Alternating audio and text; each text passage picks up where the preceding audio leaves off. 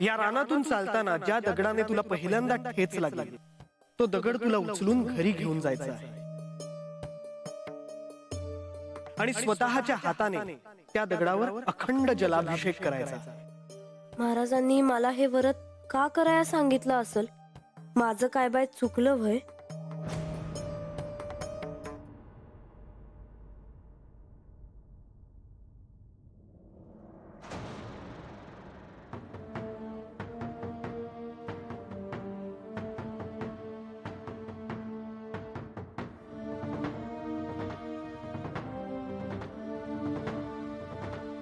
यो दगड तर लईच गरम आहे। आता मी आयो घरला कसं नेऊ?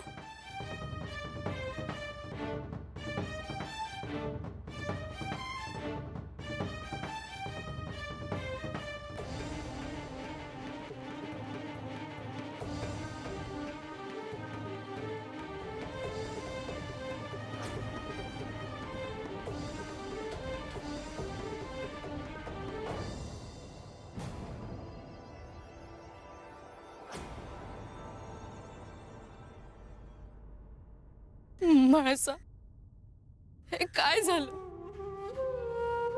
मी तुला असे कधी पाहिन असं वाटलं नव्हतं। म्हाळसा, तू परत ये ग। तुझं काही चुकलेलं नाहीये, पण तुझ्याशिवाय हे सगळं थांबून जाईल असं वाटत आहे। तू नाहीस याची मी कल्पना नाही करू शकत। आणि अजून नेवासेपर्यंत ही बातमी गेली नाही। बाबा आणि अक्कांना हे कळलं तर त्यांना काय वाटेल ग? बाबा तर अन्न पाणी सोडून देतील। म्हाळसा, अगं तुला साधं खरचटलं तरी त्यांच्या डोळ्यात पाणी यायचं। आणि त्यांनी तुला असं पाहिलं तर मला आता काहीच फरक पडत नाही। मला तुम्ही सगळे समजावून नका सांगू। असं नको करूस म्हाळसा। माझं काही चुकलं असेल तर मी माफी मागते तुझी, पण तू परत ये। ते माझ्या हातात नाही आणि माझ्यासाठी सगळं संपलं आहे।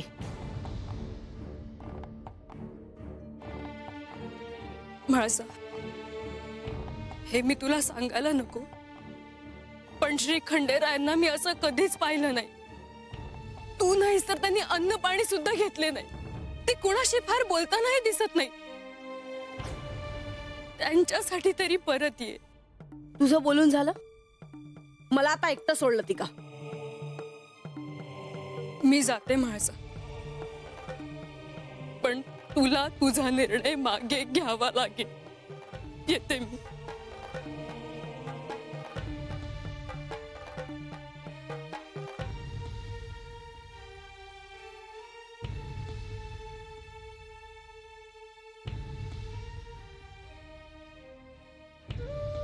मायानंदा, अजूनही आपण चिंतेतच आहात।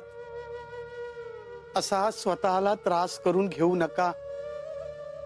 अहो, काळजीमुळे स्वतःची काय अवस्था झाली आहे ते पहा एकदा। आता तुम्हीच सांगा बरं, महाशास्त्रींनी जे सांगितलं ते ऐकून हे मन स्वस्थ बसू शकेल का? माझ्या माणसाच्या जीवाला कसला धोका आहे? अशी कोणती गोष्ट आहे हेच मला समजत नाहीये। आता तिकडे जेजुरीत यावेळी काय परिस्थिती आहे याचाच विचार सतत माझ्या मनात असतो। अहो, आपली म्हाळसा आता खंडेरायांची अर्धांगिनी आहे। श्री खंडेराय म्हणजे साक्षात महादेवाचा अवतार। असे असताना जर म्हाळसाच्या जीवाला धोका असेल तर खंडेराय त्यावर नक्कीच काहीतरी पर्याय शोधतील, असे नाही का वाटत आपल्याला? ते आहेच हो, पण आपण एक गोष्ट विसरता आहात। विवाहाआधीच महाशास्त्रींनी आपल्याला सांगितलं होतं की विवाहानंतर श्री खंडेराय आणि म्हाळसा यांच्या नात्यात समस्या येणार आहे म्हणून। या समस्येतूनच म्हाळसाच्या जीवाला काही धोका झाला नसेल ना? नाही, मला नाही तसे वाटत। अहो मलाही तिची काळजी आहेच, पिताय मी तिचा, परंतु खंडेरायांच्या सोबत असताना म्हाळसाच्या जीवाला कोणताही धोका असणार नाही याची खात्री आहे मला. तरी मी तुम्हाला जेजुरीत असतानाच सांगितलं होतं. राज्याभिषेकाच्या वेळीस म्हाळसा मला अस्वस्थ वाटत होती. आपण जेजुरीत गेलो असताना अतिथी कक्षात लक्ष्मी देवी म्हाळसाला बाजूला घेऊन काहीतरी बोलत होत्या. लतिकाला मला काहीतरी सांगायचं होतं. हे सारं मी तुम्हाला सांगितलं होतं, पण तुम्ही माझ्या बोलण्यावर विश्वास ठेवला नाही. आता माझी म्हाळसा कशी असेल, काय करत असेल कुणास ठाऊक.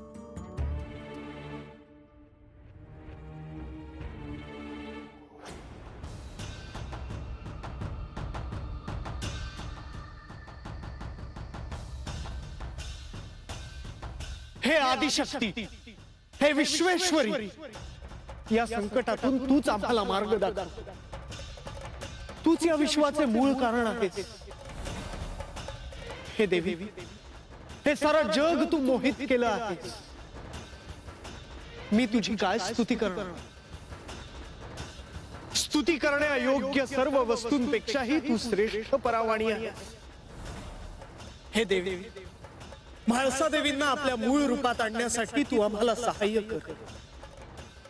सर्व प्रकारचे मंगल करणारी तू मंगलदायी आहेस. तूच कल्याणदायिनी शिवा आहेस. या सृष्टीचे पालन आणि संहार करणारी तू शक्ती आहेस. शरण आलेले दीन आर्त लोकांचे रक्षण करण्यासाठी तत्पर असलेले,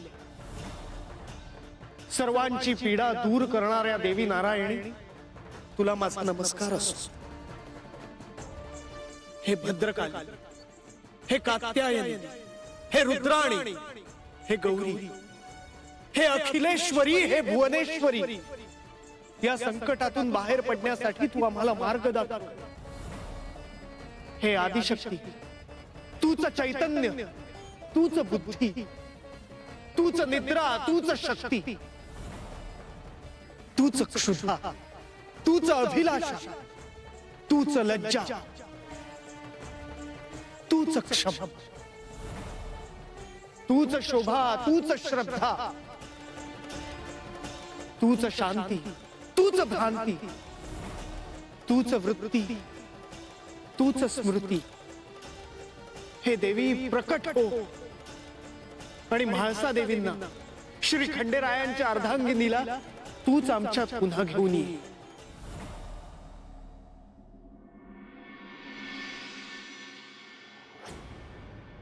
ए बानू, कुठे चालली घाई घाई न तकड. ए बा, आता तू मला काय बी विचारू नकस. मी नंतर समजा सांगते तुला. म्हणजे जा पाठ घे ग.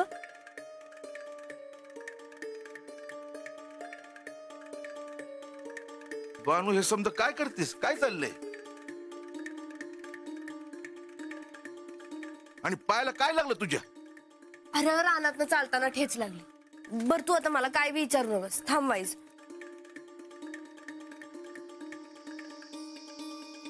आता कशा दगडानं ठेस लागली तो आणलाय वे दाखवा. दाखवाय हाय मग अगं पूजा कराया, नीट बघ. बानू, ह्या वाफा कसल्या? सांगते. आता रानात मला महाराज भेटले होते. ते मला म्हणले की रानात चालताना तुला ज्या दगडानं ठेच लागल तो दगड घरला घेऊन जायचा आहे आणि त्याच्यावर पाण्याची धार धरायची आहे. तू आता मला अजून काय बी विचारू नकोस. मला लागल तसं पाणी आणून दे, म्हणजे ह्याच्यावर न थांबता धार पडत राहील.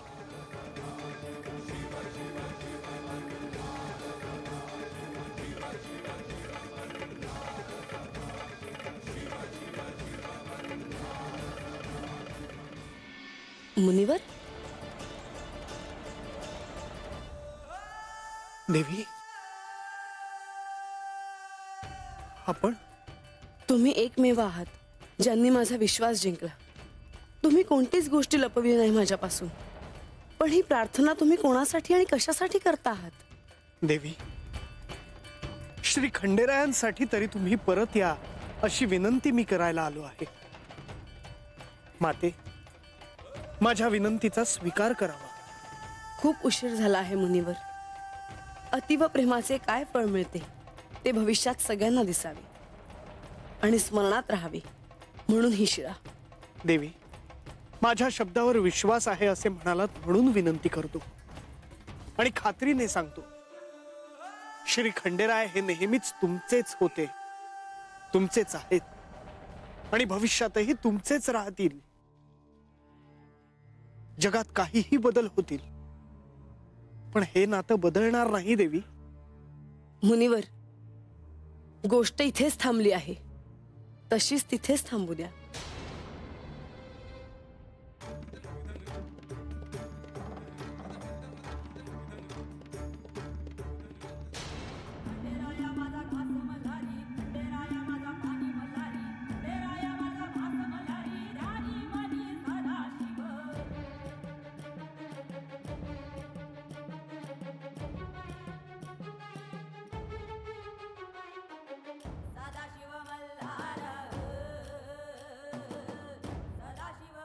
हे थंड पाणी कसले, जलाभिषेकासारखे. इथे तर कोणी दिसत नाही. मग कोण आणि कुठून हा अभिषेक करत आहे? मला कळत नाही हे कोण करत आहे. माझ्या रागाने माझाच जो दाह होत होता तो शांत होईल असेच थंड पाणी पडत राहिले तर.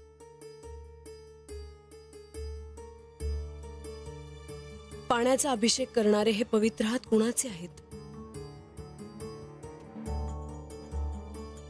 जो कोणी असेल त्याची मनोवांछित इच्छा पूर्ण व्हावी.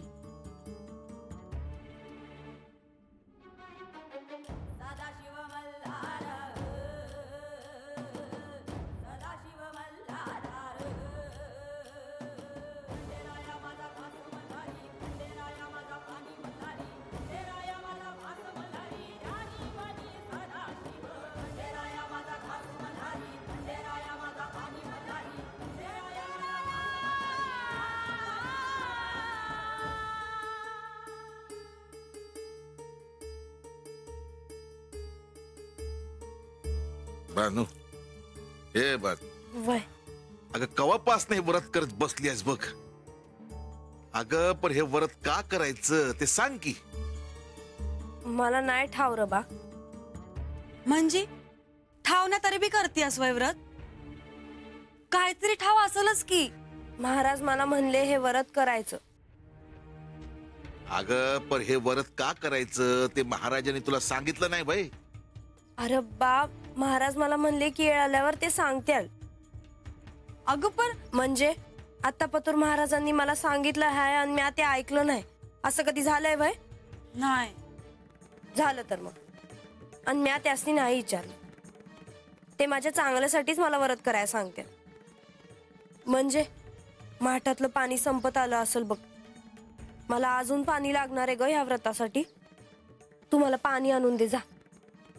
अगं महाराज म्हणलेत की पाण्याची धार थांबली नाही पाहिजे. आणती.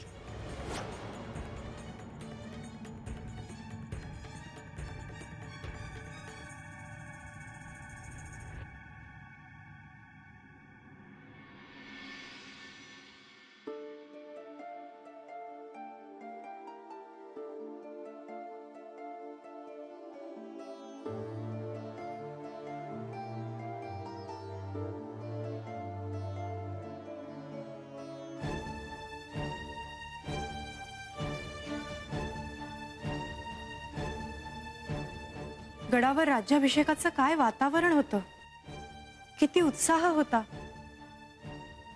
परंतु आता जेजुरी गडावर सगळं उदास वाटत आहे. 2 दिवसात इतकं काही घडेल असं वाटलं नव्हतं. ही सुरुवात आहे. बाणाईने जेजुरीत पहिलं पाऊल टाकलं तर हे घडलं आहे. बाणाई प्रत्यक्ष जर का इथे राहायला आली तर काय होईल? म्हाळसाला ते सहन होणार नाही. पहिल्याच भेटीत श्री खंडेरायांना बानूबद्दल आस्था आहे हे कळल्यावर त्यांचा राग अनावर झाला.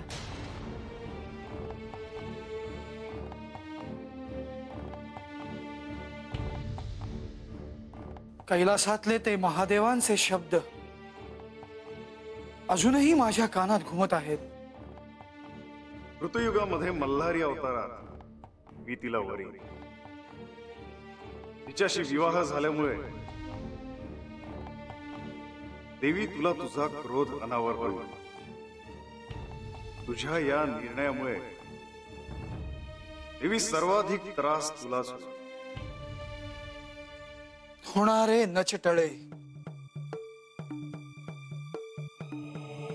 परिस्थिती अशी आहे की दोष कुणाचाही नाही.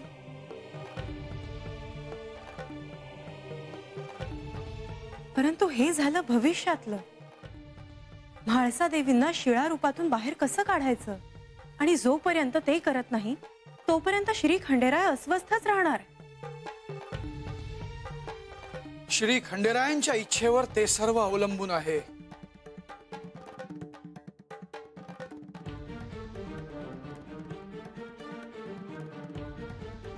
शेवटचा पर्याय मी हस्तक्षेप करणं हाच आहे. शेवटचा पर्याय मी हस्तक्षेप करणं हाच आहे. या प्रसंगात मला जे वाटलं ते तुम्हाला सांगायचंच राहिलं. कशाबद्दल? बानूबद्दल. मी या रूपात तिला प्रथमच पाहिलं. ती नारद मुनींची शिष्या असली तरी नम्र वाटली. त्या परिस्थितीत सुद्धा तिने स्वतःवर नियंत्रण मिळवलं होतं. असं वाटलं की काहीही घडलं असतं तरी तिचा निश्चय ढळला नसता.